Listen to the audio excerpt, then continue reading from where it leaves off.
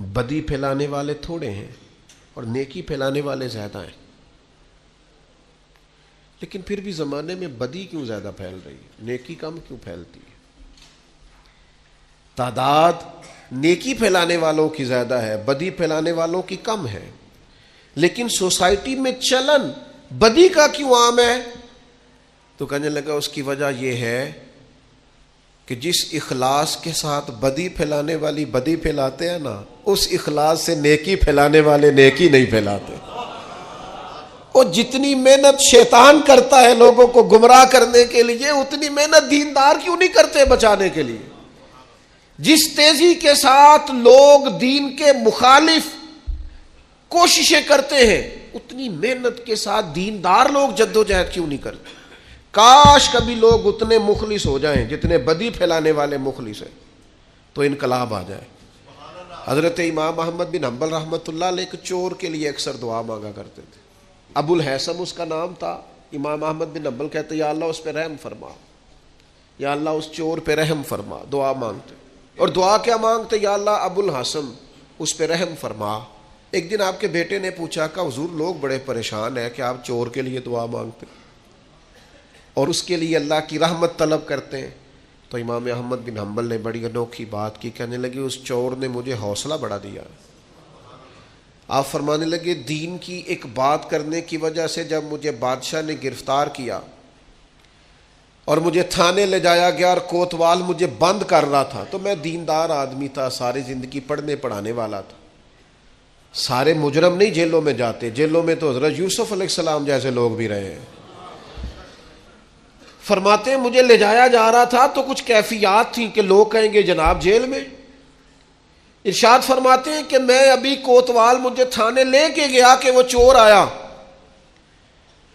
اور آ کے کہنے لگا امام صاحب زمانہ جو مرضی کہے، میں جانتا ہوں آپ کی غلطی کوئی نہیں، آپ نے حق بیان کیا ہے۔ کہنے لگا حضور میں چور ہوں، میرے وجود پر اب 1 انچ جگہ نہیں جہاں کوڑا نہ پڑا ہو، سارا وجود کوڑے کھا کھا کے زخمی ہے، ہر شہر کے ہر کوتوال کے پاس گویا ہر تھانے میں میرا نام لکھا ہے، چوری کے لیے مار کھاتا ہوں کبھی گھبرایا نہیں۔ ذرا کھڑے رہنا، آپ تو محمد عربی کے دین کے لیے مار کھانے لگے، اتنی جلدی تانوں سے پریشان نہ ہونا۔ فرمایا ذرا کھڑے رہنا، اتنی جلدی تانوں سے پریشان نہ ہونا۔ زخم پہ زخم کھا کے جی، خون جگر کے گھونٹ پی، آہ نہ کر لبوں کو سی، یہ عشق ہے کوئی دل لگی نہیں۔ ذرا ٹھہرنا پھر اگر آپ اس کام کے لیے آئے۔ آپ فرماتے ہیں مجھے اس کی بات نے اتنا حوصلہ دیا کہ پھر مجھے کسی چیز نے پریشان ہی نہیں کیا۔ میں دعا کرتا ہوں اللہ اس پر۔ یہاں تو لوگ حوصلہ توڑنے آتے ہیں، لوگوں کا لوگ حوصلہ توڑتے ہیں، ذرا کو بچہ دین کی طرف بڑھتا ہے سوال جواب شروع کر دیتے ہیں، وہ تو ہونے ہی داڑھی رکھ لی ہے۔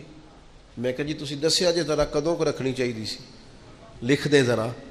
آپ ابھی سے ادھر نکل گئے تو آپ بتا دیں جناب کس وقت نکلنا چاہیے تھا۔ آپ ابھی سے، وہ ابھی کا کیا مطلب ہوتا ہے؟ جس وقت شعور کی آنکھیں کھل جاتی ہیں سارے دین پہ عمل کرنا فرض ہو جاتا ہے۔ پھر آپ کمزور کیوں ہوتے ہیں؟ تو میرے عزیز تانا زنی، کمزوری، یہ تو لوگ، حضرت عبادہ بن صامت رضی اللہ تعالیٰ عنہ فرماتے ہیں مجھے میرے محبوب نبی صلی اللہ تعالیٰ علیہ وسلم نے نصیحت فرمائی تھی اور میں نے اپنی زندگی میں وہ باتیں اپنے دل کے ساتھ گرہ کے ساتھ باندھ کے رکھی اور مجھے بڑا فائدہ دیا انہوں نے۔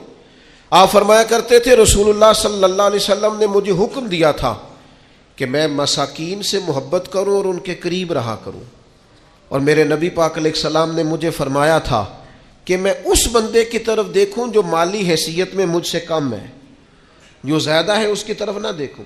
اور فرماتے ہیں پھر کریم محبوب صلی اللہ تعالی علیہ وسلم نے مجھ سے فرمایا کہ میں ہمیشہ صلہ رحمی کروں، اگرچہ کوئی بندہ مجھ سے تعلق توڑے، منہ پھیرے، پھر بھی میں نیکی کرتا رہوں۔ اور اللہ کے حبیب علیہ السلام نے مجھ سے فرمایا کہ کوئی چیز جب مجھ سے مانگی جائے تو میں فوراً دے دوں، انکار نہ کروں، اور اگر میری پہنچ میں ہو، یہ شارحین حدیث نے لکھا ہے اگر پہنچ میں ہو تو وہ چیز دے دی جائے۔ اور پھر فرمایا نبی کریم صلی اللہ تعالی علیہ وسلم نے کہ ہمیشہ سچی بات کہنا، چاہے وقتی طور پر لوگوں کو اچھی نہ بھی لگے۔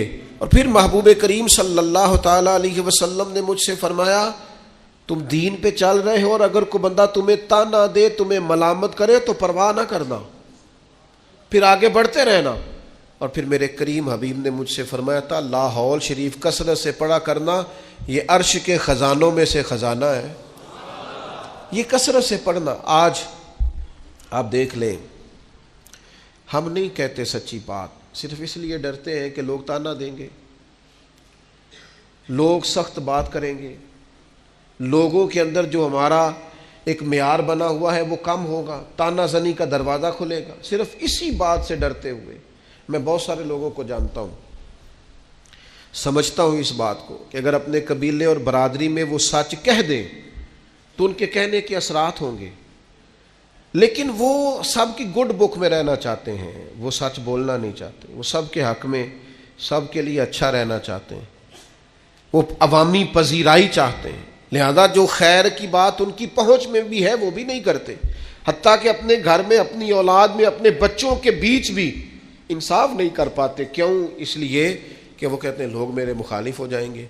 تو میرے بھائی، لوگ تو بلا وجہ بھی مخالف ہو جاتے ہیں، کوئی سبب نہیں ہوتا پھر بھی لوگ مخالفت کرتے ہیں۔ آپ دیکھیں، پیچھے سے دیکھتے ہیں انبیاء، صلحاء، صحابہ، اتقیاء، اولیاء، دیکھتے ہیں آپ کون ہے جو لوگوں کی پذیرائی اور لوگوں کی گڈ بک میں ہمیشہ رہا ہے۔ اگر بڑے لوگ بھی تعریف کرنے والے آپ کو ملیں گے تو ڈھیر سارے تنقید کرنے والے بھی ملیں گے۔ بہت سارے لوگ آپ کو ملیں گے جن کے لب و لہجہ تیر سے زیادہ سخت ہے، جن کی آنکھوں کے اندر آپ کے لیے اتنے سخت تیر ہیں کہ وہ بعد کا جملوں سے زیادہ سخت محسوس ہوتے ہیں۔ کیسے آپ گزارا کریں گے؟ اس لیے بہترین یہ ہے لوگوں کو دیکھ کر راہ کا تعین نہ کریں، رستے کا تعین رب رسول کی رضا دیکھ کر کریں، اور پھر اس پر چلتے جائیں، سفر کریں۔ اللہ کے پیارے حبیب علیہ السلام نے فرمایا، حضرت ابو سعید خدری رضی اللہ تعالیٰ عنہ حدیث کے راوی ہیں، مسند امام احمد بن حنبل میں موجود ہے، حضور علیہ الصلوۃ والسلام نے فرمایا تم میں سے کوئی شخص اگر کوئی ایسا موقع دیکھے جہاں اللہ کے احکام کو توڑا جا رہا ہے تو اسے چاہیے کہ وہاں بات کہنے میں حقارت محسوس نہ کرے، تبلیغ کر دے، بات کہہ دے، لوگوں کو بتا دے۔ اور فرمایا اگر ایسا نہیں کرے گا تو اللہ قیامت کے دن اس سے پوچھے گا وہاں تجھے بات کرنی چاہیے تھی، تو نے کیوں نہیں کی؟ تو عرض کرے گا یا اللہ میں لوگوں سے ڈر گیا تھا۔ تو حضور فرماتے، رب فرمائے گا میرا زیادہ حق تھا کہ تو مجھ سے ڈرتا، لوگوں سے ڈر گیا، تجھے مجھ سے ڈرنا چاہیے تھا۔ اور یاد رکھیں جو اللہ سے ڈرتا ہے پھر وہ کسی اور سے نہیں ڈرتا۔ آپ خیر کی بات کہہ دیں، وہ ہمارے بزرگ تھے، مجھے بات بڑی پسند ہے سادی سی پر بڑی انوکھی ہے۔ وہ بازار میں سفر کر رہے تھے، جا رہے تھے تو ایک عورت کو دیکھا بغیر پردے کے، گلے میں دوپٹہ ڈالے جا رہی ہے۔ تو حضرت صاحب چہرہ ادھر کیا ہوا ہے، پتر مسلمانہ دی بیٹی ہے، مسلمانہ دا ملک ہے، میرا پتر سر کج۔ تو بڑی سخت اور بڑے تلخ لب و لہجے میں وہ خاتون کسی امیر گھر کی محسوس ہوتی، تلخ لہجے میں، بابا جا اپنا کام کر۔ تو حضرت اس کی بات سن کے بڑے تحمل اور بردباری سے فرمانے لگے، پتر میرا یہی کام ہے، میں کام نہیں لگا، میری یہی ڈیوٹی ہے، جو بندہ غلط بات کرے اسے تھوڑی سی ادب سے نصیحت کرو، میرا یہی کام ہے، میں کام نہیں لگا۔ تو وہ بات جو دل سے نکلتی ہے اثر رکھتی ہے، پر نہیں طاقت پرواز مگر، آپ کہیں تو صحیح دین کی بات، اپنے بیٹے کو بھی نہیں کہتے حضور کے دین کا پیغام، چھوٹے بھائی سے بھی نہیں کہہ سکتے، اپنے ماتحتوں سے بھی نہیں کہہ سکتے آؤ یار نماز کے لیے چلیں، اپنے گھر میں بھی اتنی جرت اور طاقت نہیں رکھتے، ہر کام کے لیے ناراض ہوتے ہو، لیکن صرف لوگوں کے ڈر سے کہ لوگ کیا کہیں گے، ہر وقت کمزوری دکھانا۔ میرے عزیز، اس سے آپ نکل جائیں، اس بات سے پرواہ نہیں کی لوگوں نے، لوگ نکل گئے۔ آپ یقین کریں کتنے بڑے تھے حضرت زبیر بن عوام، فرماتے تھے کسی کی جرت نہیں تھی کبھی کہ میری طرف آنکھ اٹھا کے دیکھے، لیکن پھر میں نے کلمہ پڑھا، مجھے اوڑھنے دے اذیتیں، تو میری عادتیں نہ خراب کر۔ فرماتے چٹائی لپیٹ کے نہ میرے گرد مجھے باندھ کے، تو اس کو میرا چچا آگ لگا دیتا تھا، وہ جو دھواں ہوتا تھا نا اس کا، ایک دھواں بڑی تکلیف دیتا ہے اگر آپ دھوئیں میں گر جائیں، فرماتے اس سے مجھے اذیت